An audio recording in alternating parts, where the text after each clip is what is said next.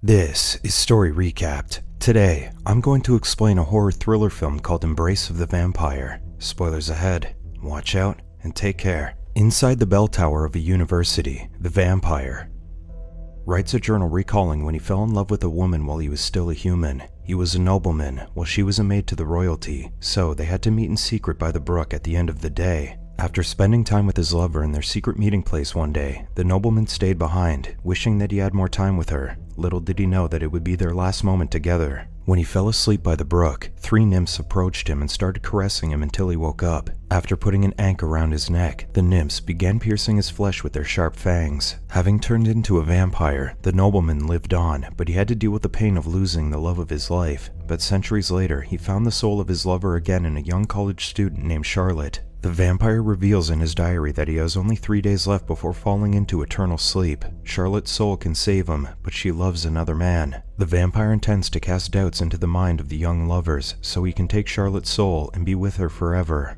In the women's dorm, Charlotte wakes up in her bed hearing the vampire's voice. The vampire implores Charlotte to come to him, so she leaves her room ignoring a phone call from her boyfriend, Chris. As she heads to the bell tower, Chris leaves a message telling her that he'll come over because he's worried about her. When Charlotte reaches the vampire's den, he puts the anchor around her neck, noting that he can't just take her soul. Charlotte must fall in love with him before he can consume her blood and take her as the lover that he lost long ago. The vampire asserts that he could destroy Chris, but he realizes that it will break Charlotte's heart, so he decides to wait for their relationship to break down over the next 3 days. Soon, Chris arrives and sees Charlotte lying on the steps of the dorm. When he lifts her to take her inside, Chris doesn't notice the anchor on the ground. In the morning, Chris tells Charlotte that he found her unconscious outside the dorm. Charlotte explains that she thought it was only a dream, and tells him that it may take a while before she can get used to living in the dorm. As the 2 lovers kiss, Chris attempts to initiate intimacy with her, but Charlotte isn't ready. Chris expresses his frustration that Charlotte's mother enrolled her in a Catholic school, where she was taught to behave like a nun. He quips that Charlotte should have inherited some of her father's promiscuity, but she points out that her father died alone, and she didn't even get to see him. Charlotte explains that she does not intend to keep herself chaste until she gets married. She just wants to wait for the right man to come along.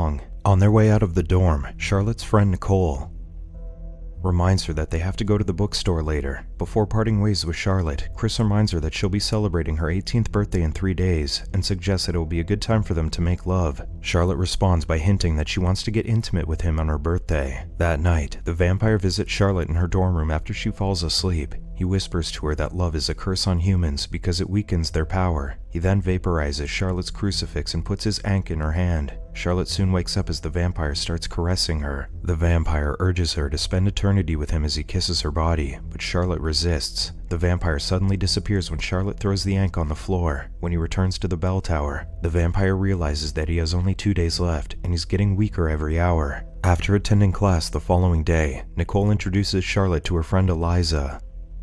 As they walk back to the dorm, Nicole tells Charlotte about when Eliza accidentally recorded an answering machine message while she was sleeping with a man. Charlotte, however, doesn't seem to care about the story. Eliza gets upset and deduces that Charlotte is uninterested because she's a prude. However, Charlotte later explains to Nicole that she's having difficulty staying focused lately because she keeps daydreaming. Nicole surmises that she must be having trouble adjusting to her freedom in college, so she advises her to relax and have fun. When Charlotte looks for her crucifix in her room, Nicole finds the ankh on the floor. Charlotte notes that she's never seen the ankh before, but she dreamt about it. She recounts that it was worn by a vampire who wanted to sleep with her. Nicole remarks that Charlotte's dream may be telling her to spend time with other men, so Nicole puts the ankh on her and takes her to a party. Upon their arrival, Nicole leaves Charlotte by herself while she flirts with 2 other men. Not long, Milo approaches Charlotte and compliments her ankh. Milo realizes that Charlotte doesn't know much about the jewelry, so he explains that the ankh is an ancient Egyptian symbol for eternal life. It is believed to have sensual powers.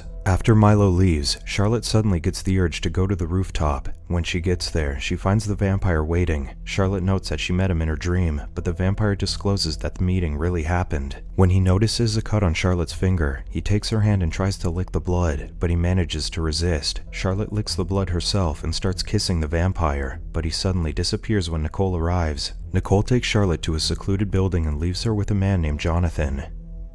Nicole assures Charlotte that she won't have to do anything that she doesn't want to, but Jonathan attempts to kiss her against her will. Not long after, the vampire appears and stops Jonathan. Soon after Charlotte flees, the vampire bites Jonathan in the neck and drinks his blood. Afterward, the vampire attacks the man making out with Nicole. He then tells Nicole that he needs Charlotte to remain pure before draining Nicole's blood. Later, Chris dreams that Charlotte is making love to the vampire, so he immediately calls her when he wakes up. After putting down the phone, Chris heads to a bar because he can't get back to sleep. The vampire, who is sitting a few seats away, strikes a conversation with Chris and guesses that he's in love with a beautiful woman. The vampire notes that men find it hard to trust women completely, and they always want to know where they are or what they're doing. When he asks Chris whether that's love or doubt, Chris contends that it's love. After Chris leaves the bar, the vampire recalls the maid that he once loved and wishes he never fell for her. He surmises that he wouldn't experience the pain of losing her, if only he doubted her back then. The vampire vows to cast doubt about Chris in Charlotte's heart as a gift, to make it easier for her to come to him. As Charlotte sleeps, she dreams about Chris making love to another woman. Chris tells Charlotte in her dream that he's not going to wait forever. The following day, Charlotte meets a photographer named Sarah.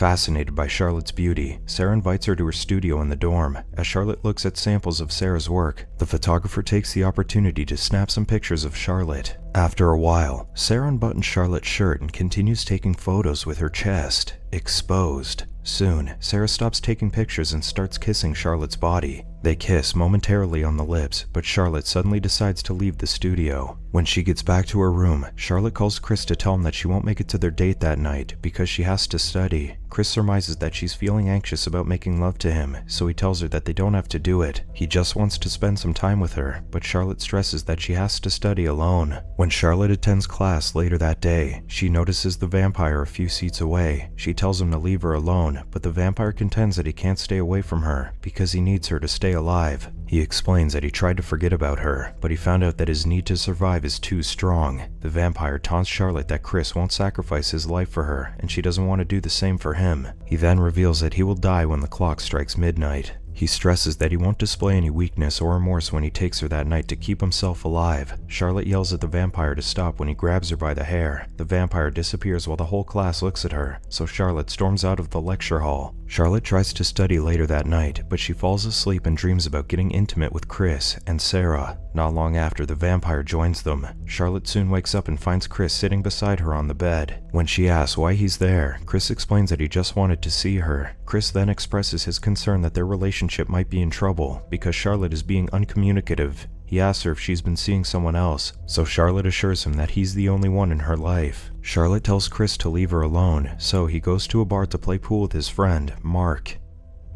As he confides in Mark about their relationship, a woman named Marika approaches him and asks him to buy her a drink. Meanwhile, Charlotte decides to go to a party wearing a skimpy dress from Nicole's wardrobe. Soon after she arrives, Eliza offers her a glass of wine, but Charlotte is unaware that it's spiked with a recreational substance. Not long after, Charlotte starts tripping absolute balls and sees the partygoers copulating with each other. She sees Nicole making love to a man, while another man beside them invites Charlotte to join them. As Charlotte continues looking around, the vampire appears and offers to take her away from the party. She runs away when the vampire starts sinking his fangs on the necks of her friends. Back at the bar, Marika seduces Chris and takes him to an alleyway to make love with him. As she kisses him, she urges Chris to forget about Charlotte, promising that there will be no pain when she's gone. Chris soon stops her because he's unable to get rid of his feelings for Charlotte. Before Chris runs away, Marika briefly changes into her true form and reveals herself to be the vampire. Later on, Sarah stops by Charlotte's dorm room to check on her. Sarah notices that Charlotte's behavior has changed significantly. She points out that she seemed like an innocent girl before, but she's turned into a wild woman. Sarah then remarks that it must be due to the stars because Venus, the planet of love, is reflecting the sun 10 times brighter than the moon. Charlotte starts fondling Sarah's body and kisses her. Sarah reciprocates, but she ends up leaving when Charlotte bites her lip.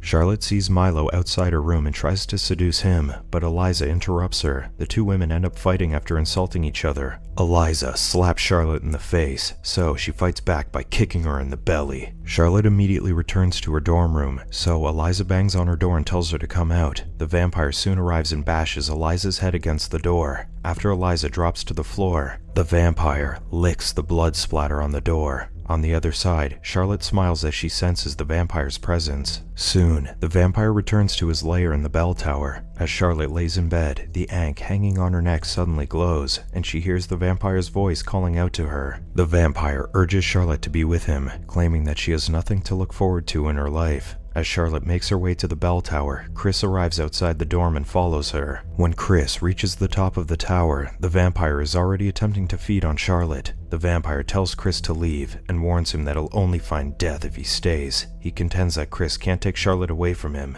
because she doesn't know him. The vampire soon starts feeling weak as midnight nears. Chris tries to attack him, but the vampire uses his remaining power to knock him down. When midnight strikes, the vampire tries to bite Charlotte's neck, but he hears her calling for Chris. He urges her to stop thinking of Chris, but Charlotte ignores him and calls out to Chris again. The vampire warns Charlotte that she can't take his love to eternity with her, but he eventually lets her go. When Charlotte and Chris wake up in the tower the following day, they discover that the vampire is gone. Charlotte reminds Chris that it's her birthday and kisses him. That same moment, the vampire crawls into his underground lair and reaches for his diary before he fades into an eternal sleep.